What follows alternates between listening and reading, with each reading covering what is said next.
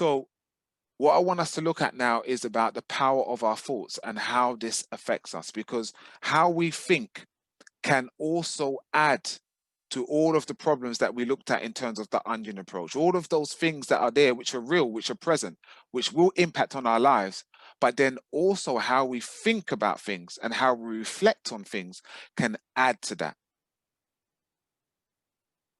And as the saying says, where the mind goes, the energy flows. And so it's important for us to recognize that where we are putting our mind is where we're putting our energy. If we are focusing on the problem all the time, the problem gets greater. The problem seems more difficult to manage.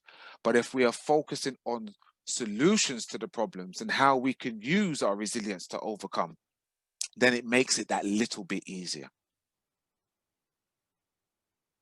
So I always say to people, if you think about your thoughts, that they are the driver and your mind is the automatic car. And so our thoughts are able to drive us into emotional states. Our thoughts are able to drive us to looking at solutions or looking at the problem. And it's really important that we are aware of that, because this can make a big difference in terms of how we manage and how we cope and how our resilience is in terms of how quick we are able to recover from things and situations that happen to us. And so another important thing that we have to do is we have to know our faults.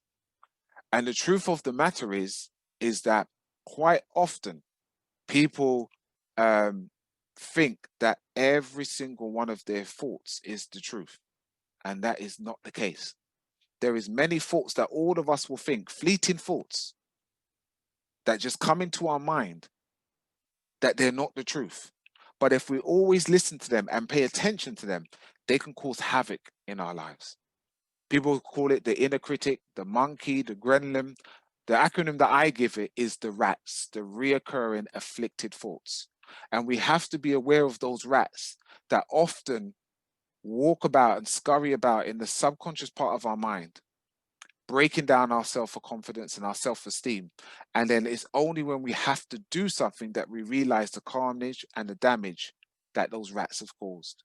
And so it's really important that we are mindful of our thoughts, because they are fleeting thoughts that constantly come through our minds.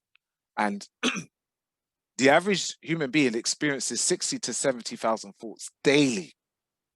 And 90% of those thoughts are rumination. And so this is why we need to become conscious of what's going on in our heads and be aware of what we entertain.